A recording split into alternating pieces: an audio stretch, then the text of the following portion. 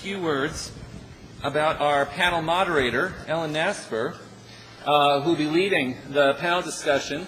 Ellen Nasper is an assistant clinical professor at the Yale School of Medicine, Department of Psychiatry. She's director of community outpatient services. I believe there was a typo somewhere in our materials suggested that she was the director of CMHC, or of Greater Bridgeport Community Mental Health. She is the director of the community outpatient services there. She's also director of dialectical behavior therapy program for Southwest Community Mental Health System. In addition to that, she's really our local expert on trauma dissociation, highly sought after supervisor, consultant, and has been a colleague with me with regard to training at the hospital. So I'm very pleased to have her join us. Ellen Nasper and our panel.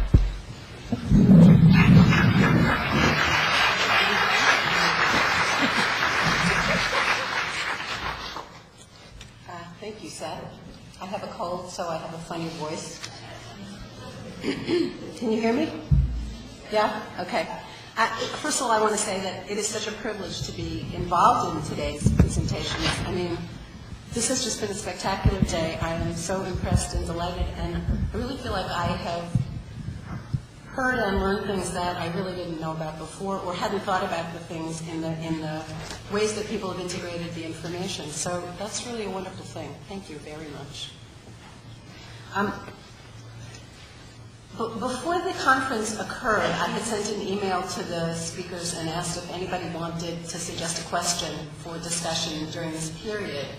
And the only person who responded to me was Dr. Herman. So I'm going to honor her by raising the question that she asked, maybe not in her words exactly. But essentially, and I actually am feeling now, after the day of presentations, that we have an answer to this question that's actually somewhat different than what I had expected. But the question essentially was, what difference does it make, especially with regard to treatment? Tell me if I say this wrong. If you conceptualize borderline personality disorder as a disorder that's a complex post-traumatic disorder versus not framing it in a post-traumatic sense. I'm asking this of the panel.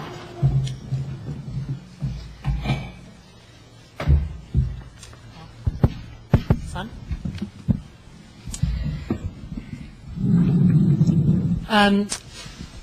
Okay. I would say from a behavioral perspective, we're actually less concerned with diagnoses than it might seem. That's because to do research and to apply for grants, you have to actually put a diagnosis on what it is you want to be studying, or else you don't get any money. So and in fact, when Marsha Linehan first developed the treatment for DBT, she was interested in chronically suicidal individuals, and it was she didn't even know what borderline personality disorder was, or so she says, and eventually then said, oh, okay, I see that these are all people that meet criteria for BPD, and so this is what this treatment will be for. But in general, I don't think of BPD as being the same as complex PTSD. The research that we've done with these studies on DBT have found that it's only about 50%, which is actually still quite large, but it's 50% of individuals who meet criteria for BPD in our studies also meet criteria for post-traumatic stress disorder. So obviously that's a large amount, but it's nowhere near 100%. But there's a number of people that don't meet criteria for PTSD. We also know from research that not everyone who meets criteria for BPD has a trauma history, at least as defined by childhood sexual abuse, physical abuse, or emotional abuse. And so I think for that reason, it's not to say that trauma experiences are not very common in this population, but I try and look at them as distinct because I don't want to make an assumption based on somebody meeting criteria for BPD that they also have a traumatic experience or traumatic history. I'm not sure if that fully answers the question, but that's how I see it.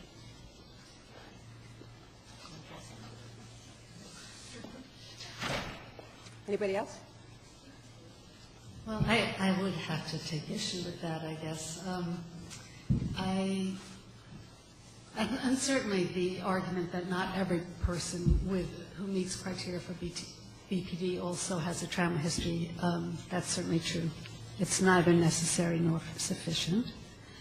Nevertheless, the association is pretty strong, at least it was in our study, and I think in many of the replication studies. And I think for people who do have a trauma history,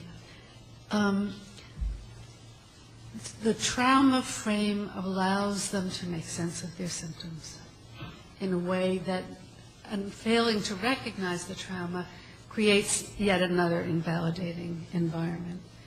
So that we don't recommend a trauma frame because we're going to spend a lot of time, certainly in stage 1, focusing on the trauma. I agree with you completely about that you know, in stage 1, it's all about safety. It's all about getting that person safe from others and safe from self, and creating a safe environment. But once safety is established, then avoiding the trauma, I think, becomes counterproductive. That there is a point in which it's important to embrace what happened, to go towards it, to treat it with exposure, if you will, if you're thinking in behavioral terms, but to come to terms one way or another with the horrors that a person has experienced, and for us as therapists to bear witness to that. So, you know, nothing in psychiatry is 100% or one size fits all, but I think for many, many people, having a trauma frame makes a big difference in terms of making meaning of one's experience. Sure. Yeah, I'd like to, it's interesting, I'm always seeing things in terms of dialectics, and one of the things I think is really interesting about this conversation is that as someone who has a disorder and has experienced a level of trauma, and I can't tell if this is loud or not, has experienced a level of trauma. At the same time, what I've discovered is that what I consider to be traumatic is, oh, there you go, right, is not necessarily what the person sitting next to me would consider traumatic. And so I spent a number of years in therapy before I was diagnosed with BPD, being really sort of cultivating the narrative and the storyline of my life to examine every single step along the way where there had been some kind of abuse of power or neglect of needs. And what was so interesting about it for me was that I actually became more entrenched in a concept of helplessness and a sense that I had never gotten what I needed, and that things were always sort of being denied me. And it actually reinforced, unfortunately, this sense that I had been very victimized and I was a victim. And I actually stopped speaking to my mother for about 6 months during the time that I was receiving DBT treatment, because when I tried to explain to her some of the diagnostic stuff that was going on with me and my issues, she so vehemently denied that anything had happened in my life that was really could be considered traumatic. And so, you know, on the other hand, then I started swinging around and people were saying, no, that wasn't traumatic at all. Look at what I experienced in my life, you know, and that's nothing compared to you. And you have the generational stuff with her parents saying, I walked uphill both ways in the snow barefoot to get to class, you know, and so it's like, who knows what is, you know, who's got what kind of. So I like the idea of actually, before you even start with a diagnosis, really looking at what people's vulnerabilities are and then the culture in which these things exist. Because I know that a lot of people, I feel like the culture we live in is inherently traumatic to people. I mean, it's fragmented, it's dissociated. People don't receive help on any kind of community scale. The people that you rely on one minute disappear the next. The pressures to be competitive and aggressive with other people, the level of hurt that you experience that you're supposed to suck up and deal with and you don't get help from. Like, people who have sensitivities and vulnerabilities to this sort of thing are going to automatically feel traumatized. It's not that their life is in danger, it's their whole reality gets messed up every minute you have an encounter socially or in school or whatever. So, like, I feel like when it comes to identifying BPD as PTSD or vice versa, it's really important to, I don't know how to do it, but to sort of look at what's underneath everything and then kind of build up from there, because I feel like, you know, I have experienced traumas in my life, but they're nothing compared to what other people have experienced. I mean, you know, my mother not paying attention to me felt traumatic, but to someone else, that could have been the best, you know, the level of care that she gave me could have been more than enough. So it's really hard for me to conceptualize trauma when it's that variable. And that's, I think, the issue when I see this sort of dialectic happening, you know. Yeah. Steve, do you want to say? Okay, it's such a wonderfully profound issue and question, and I wish we could go on, and I'm going to have to moderate the dialectic between letting you guys continue to talk in such interesting ways about lots of things, and there's also lots of questions. I may do a little time management about the discussion, but my tendency is probably to not, but Seth's tendency is to get me to, so we'll have dialectic there. Okay, I'm going to go back to something that I'm particularly interested in that came up this morning in several different ways. And I don't know if I'm going to put too much together, but I'll take my chances here. Because people asked about the role of shame in resiliency and the role of, well, let me just start with the role of shame in resiliency, and then we'll go on to the other dialectical tension that was also named. But does anybody want to talk about that, speak to that? I think it was asked of Steve, but you don't have to be the one saying it. I'll pass. Shireen, what do you do when somebody says that in session? You call that? If someone else begins, I'll join if someone just begins. Well, I think it's hard to approach the question the way you framed it, because to me the two are antithetical in a way, that you would think of overcoming shame, or you would think of many of the things on the list that you gave us, the very wonderful comprehensive list of resiliency factors. Probably, I didn't keep count, but many of them would be antidotes to shame, or would be factors that would reduce shame. Certainly the seeking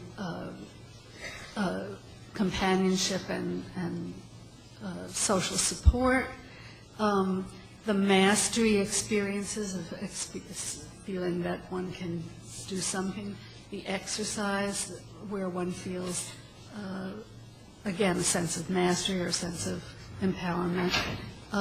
In each of these dimensions, you can see people moving from a stance of shame and isolation to one of pride, of self-respect, and of solidarity or connection. So I guess, well, let me stop there and see who else wants to say something. Actually, I think those are very, very helpful comments, because I haven't thought about shame that much in the context of resilience until now, but shame does involve a real avoidance and the wish to hide from yourself, hide from others, not have this acknowledged.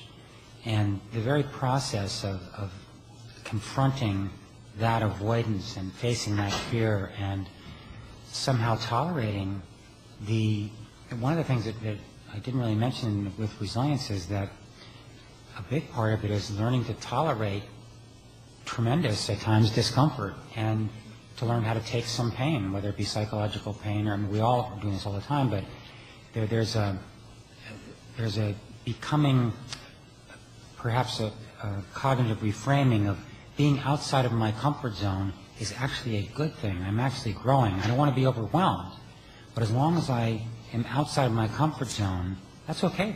That's going to be a good thing for growth. And I think that so. I think approaching your fears and so forth and is very much would very much be related to shame and resilience.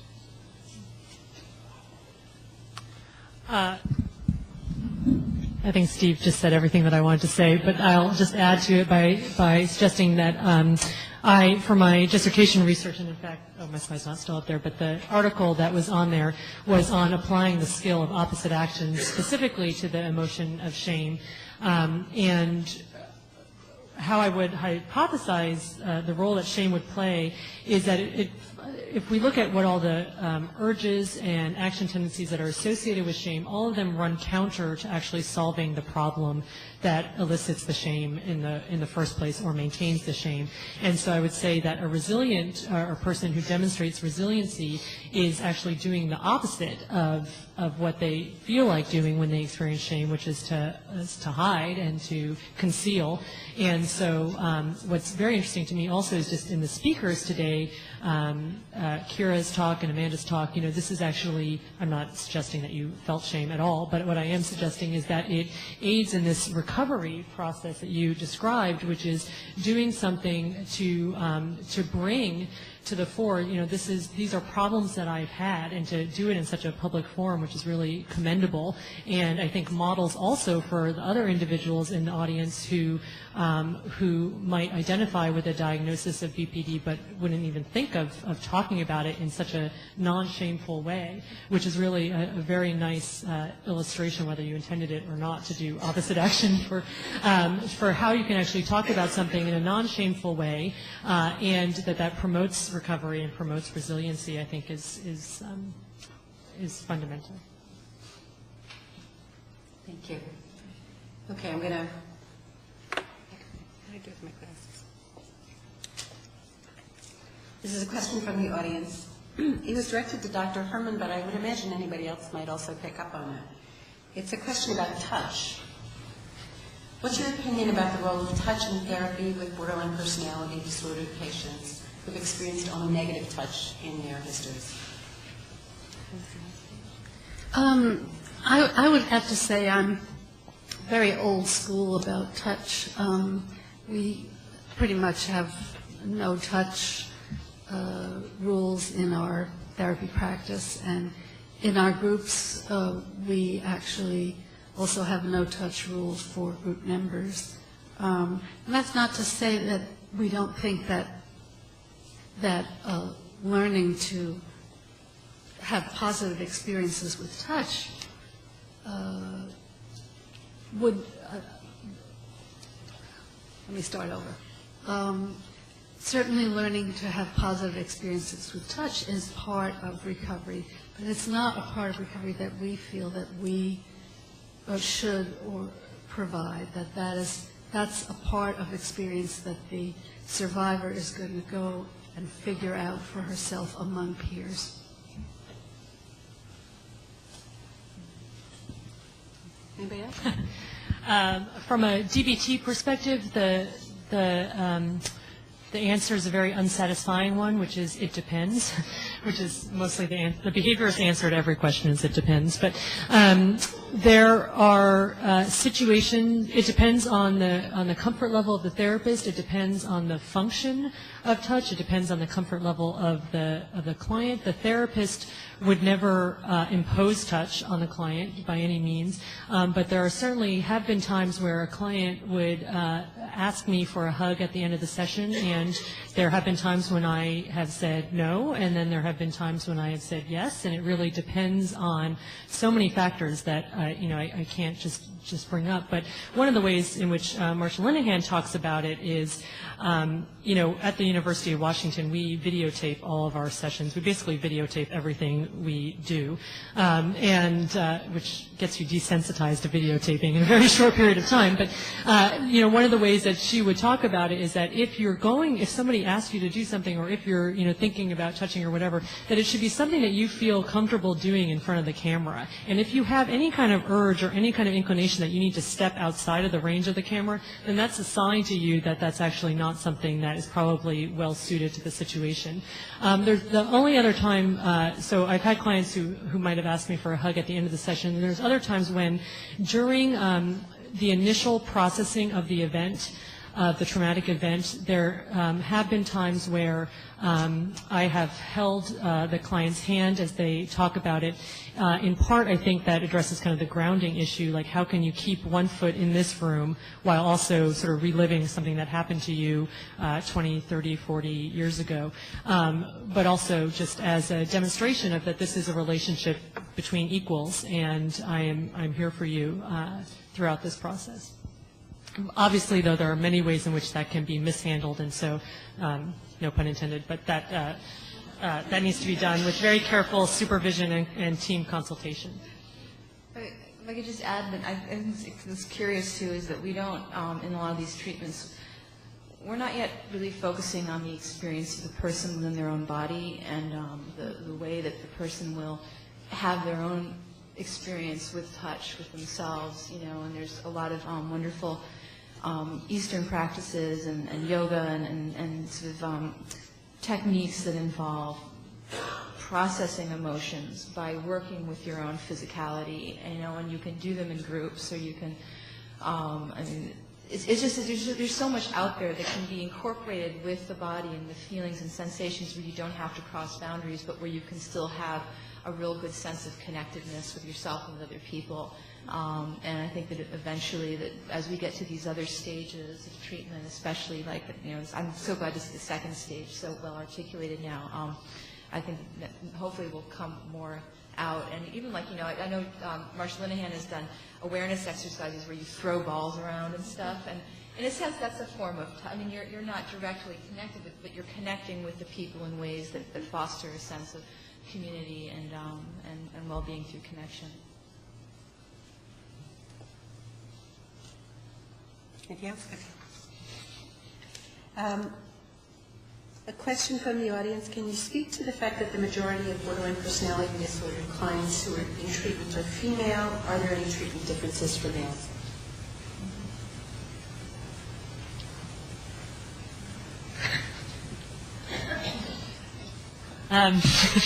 So the epidemiological studies suggest that I think it's somewhere between 80 and 80 to 90% of individuals who meet criteria for BPD are female. Do we know why? Not entirely, though there are many people who think that that reflects, to a certain extent, misdiagnosis and that, or different culturation, so that people, boys that are emotionally vulnerable grow up to be one disorder, whereas girls that are emotionally vulnerable grow up to have another disorder. As in terms of treatment, the initial DBT studies were done with just women, the original DBT studies, but the substance abuse studies and studies that have been carried on now by many other individuals include men. And as far as I can tell, there's no differences in terms of treatment response. I haven't seen anything that suggests that men are either more or less likely to respond to DBT than women.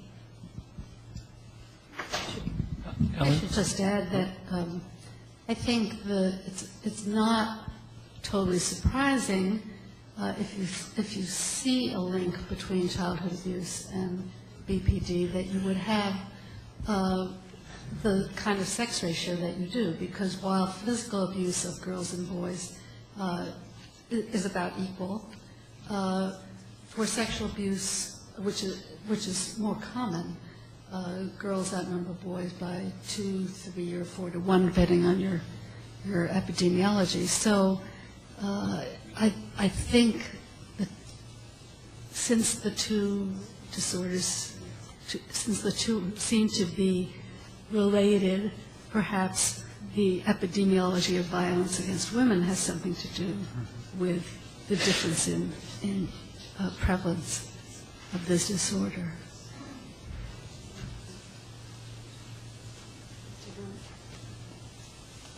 I think Seth wants to jump in for a second. Thank you.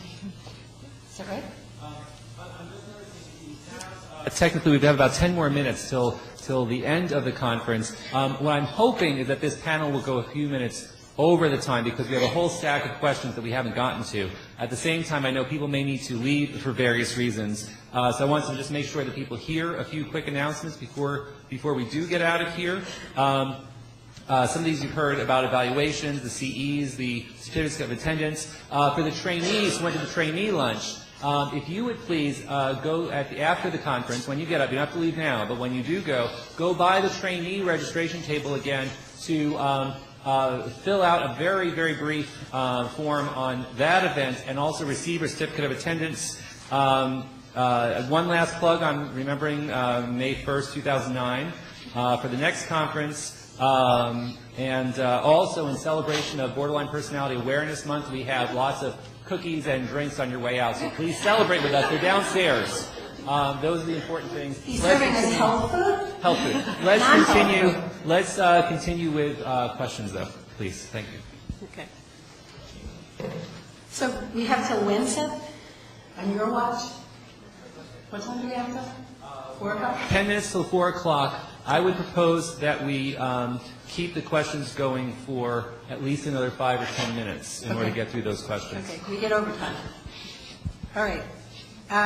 This is for the whole panel. I'd appreciate somebody talking about vicarious traumatization for the clinician and the important role of supervision, peer support, and the work environment that promotes self-care.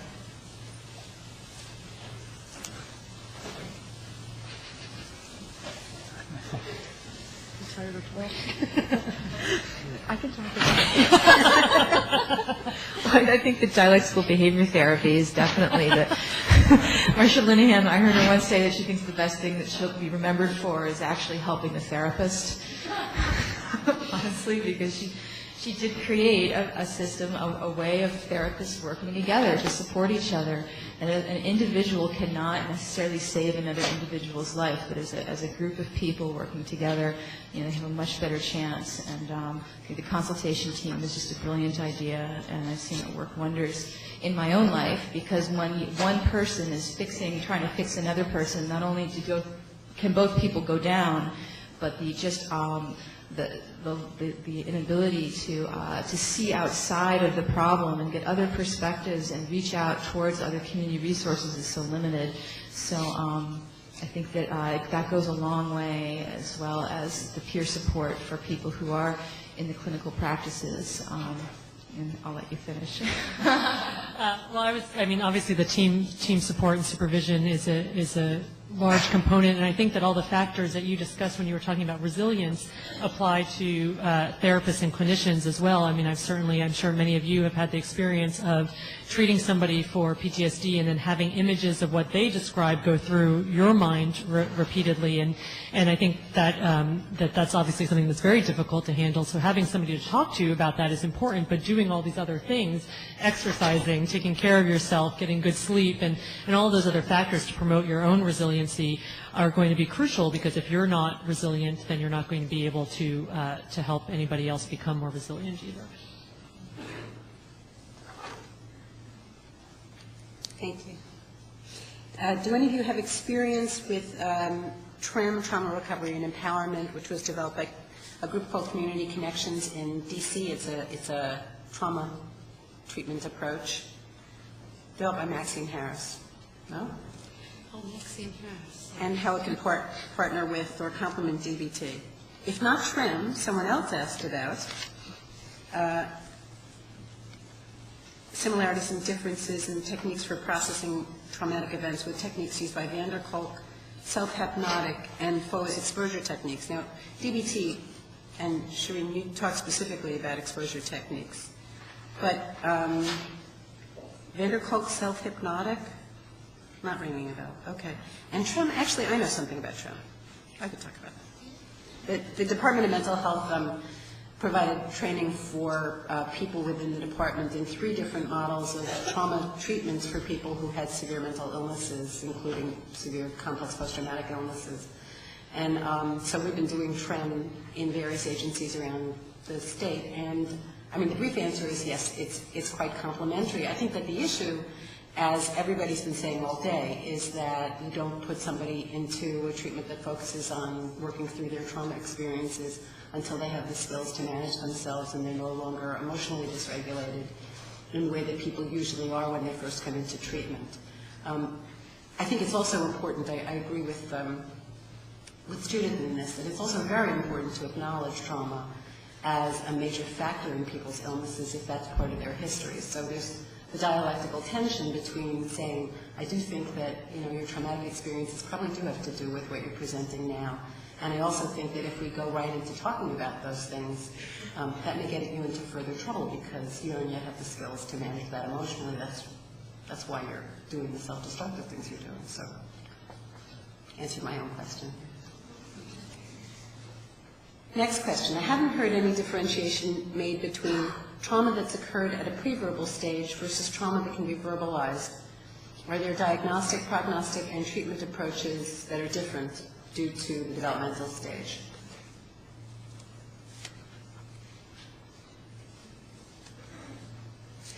I know we all got that too.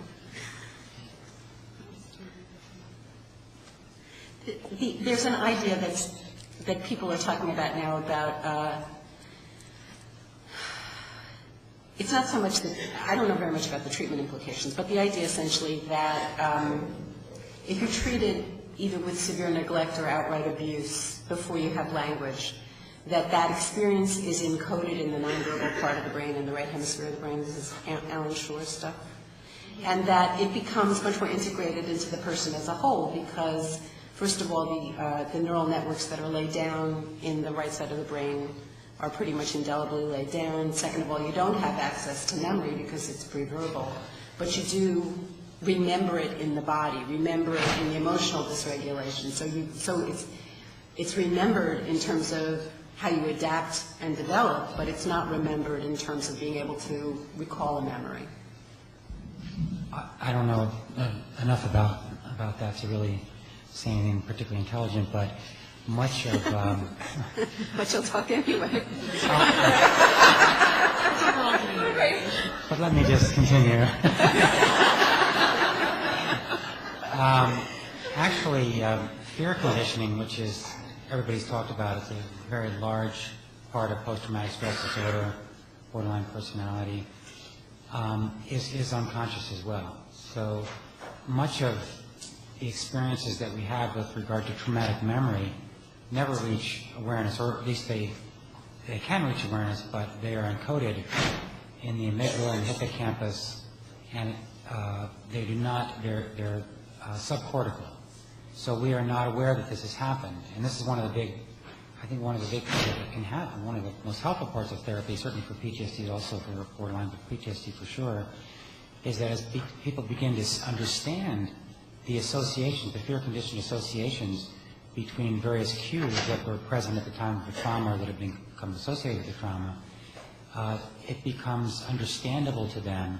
They're not being driven as much by stimuli that they have no awareness. An example would be a man who sees a terrible event in the South Pacific in World War II, sees a child killed, and on a hot and muggy day, and 50 years later feels nervous on hot and muggy days and has no idea, just feels nervous, because that's the context, that's part of the traumatic memory. That's the brain saying, hot and muggy is associated with death. Don't get yourself in a hot and muggy situation because that's dangerous. But you're consciously not aware of this at all. Now, if that person happened to see a young child on a hot and muggy day in New Haven, Connecticut 50 years later, maybe that would be enough. Those two cues would be enough to retrieve it to conscious memory. The person would say, oh my gosh, I haven't thought about that in years. How that sort of thing. But I'm sure that this is a very important area of investigation and has a huge impact, as does, even at later stages, conscious memory is only relatively, not small, but it's only part of the issue. If I could just contribute, I've read a little bit by Alan Shore, and I was really, one of the things I was surprised about, the way that he described it is that our sense of identity and our ability to regulate emotions can be so determined early on by the relationship that we have, the physiological relationship we have with our caretaker. This is, a couple months in, and the physical experiences of it. And one of the things that I discovered was that part of the disorder for me is experiencing these really extreme emotional states where I'm just possessed by grief and sadness and rage. And for some people it comes out very externally and they just destroy things. And I used to do a lot of destroying of myself, but as I stopped acting on that and just allowed the feelings to come up, it would be so incapacitating, but what I discovered is that one of the reasons I love being in a relationship is that I get to be held by someone. And actually, I've noticed this with other people with the disorder who I've communicated with, where you get into these states where you are literally like an infant, and you are squalling, and there's no sense of being able to control. I mean, I watch little children bawling their eyes out, and I go, "That's me," And so, like, when I've had a partner in my life who understood that I go into those states and can actually hold me as I go through that wave, it's a very profound experience because it's almost like a reparenting technique in a sense, or a rebabying technique. And when I'm not in a relationship and I experience it, I swaddle myself and I surround myself with stuffed animals. And I go under the covers and I put the stuffed animals all around me so they look at me and I can see their eyes. And I'm bundled up and I cry and I cry and I cry. And it's like, and it'll pass, you know what I mean? But it's like, here's like this grand woman who suddenly is in this like state, and I knew that it was triggered by something, and there's nothing I can do to fix it. But I know that actually what's happening is, and I know this cognitively now, is it is bringing up those experiences that I experienced very early on of being so alone and uncared for in a pre-verbal state, And so I think there are ways that we can also teach ourselves and the people around us who are suffering that way to take care of ourselves through it, so that it doesn't have to be this thing that happens, you get knocked over and you're powerless. You don't have to actually remember the memory, but you can find the antidote somewhere in your life. Did you want to say something? Okay. Thank you. Okay, another question, new topic. The recovery model for borderline personality disorder is compelling, but it may be limited by the nature of the diagnosis as a personality disorder, which is characterized as chronic, stable, and lifelong. From this frame, what does recovery mean or look like? Or does this point to a need for a retooling of the diagnosis? Very intriguing question. I think that if you look at the diagnosis as written in the DSM, then these studies that have shown, remission within a year are actually tampering with the criteria a little bit, because the criteria suggests that this is a long-lasting pattern that's, gone on for several years. And so to suggest remission from that over a year is changing the time frame. And actually, I didn't have time to show any of this data, but if we look at if we define remission in different ways in terms of kind of the absence of, a number of different behaviors, you can also find actually pretty high remission rates or recovery rates within about 8 months. That people, in a year-long treatment will have 8 months without engaging in all of these behaviors. So I think it definitely depends on the definition. I think the studies that have shown that kind of recovery have tampered with the length of time criterion in the disorder, and I do think that it speaks to the need to retool the diagnostic criterion, which they're suggesting they're going to do for DSM-5. 2011, I think. Anybody else? There has been research that shows that people's personalities change up to 6 years old in age and older. I mean, the idea that there's an entrenched personality and it's absolutely fixed in stone and you're screwed is just, I don't think it's true.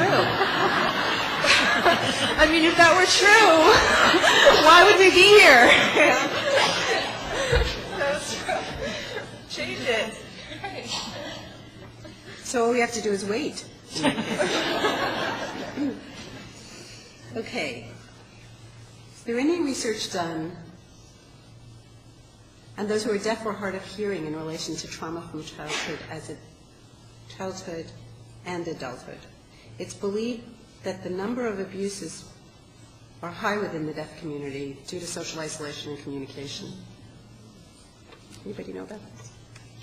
I don't know of any research in that area. I think it would be a wonderful area to explore. And as I've done earlier in the day, I would encourage anybody who's asking the question, is there any research, to seriously think about, well, would you like to pursue that subject? Because a lot of the best research originates in that way.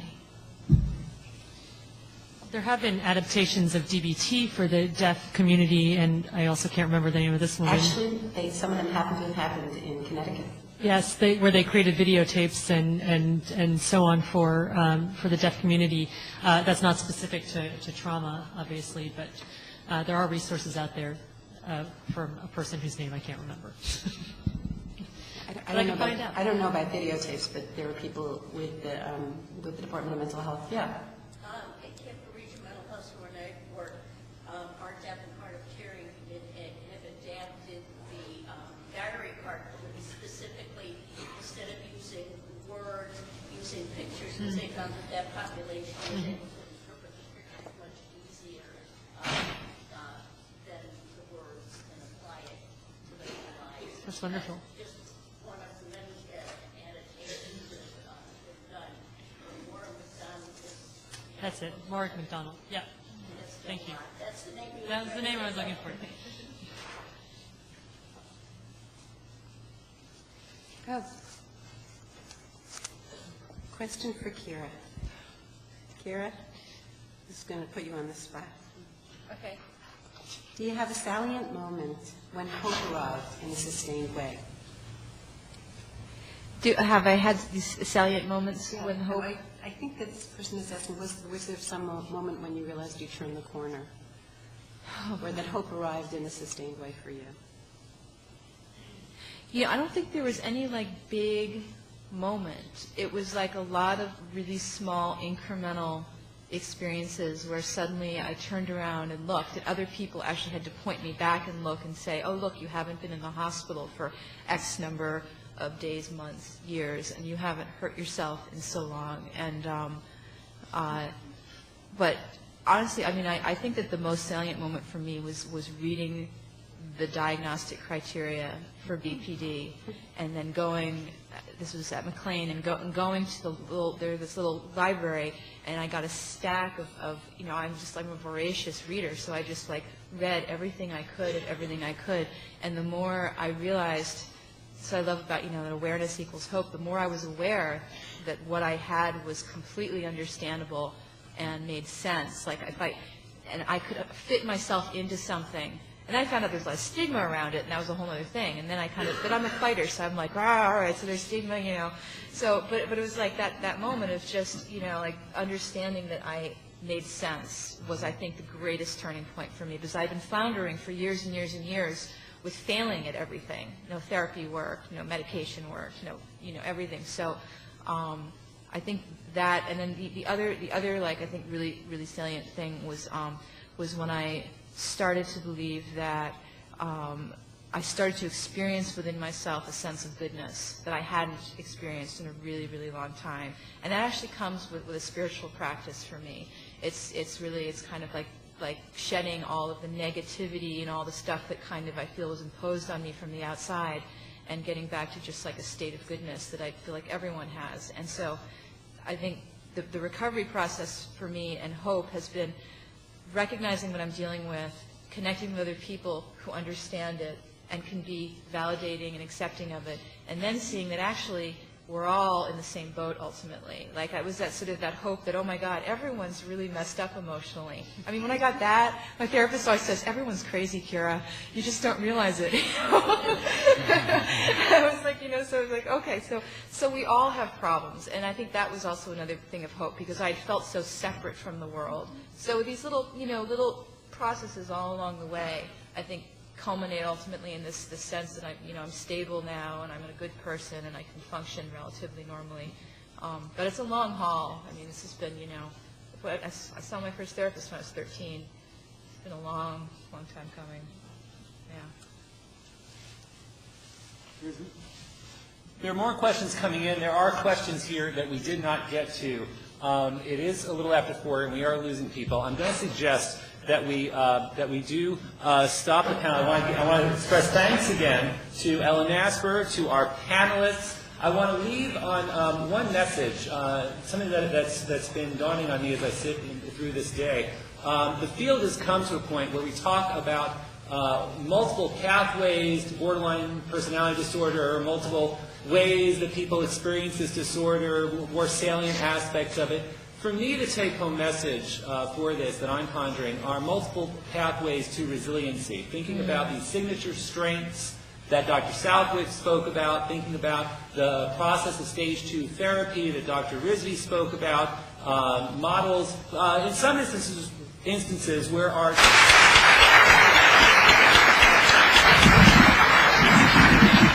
I'll leave it to the speakers whether they're available and taking final questions in the lobby or on their way out.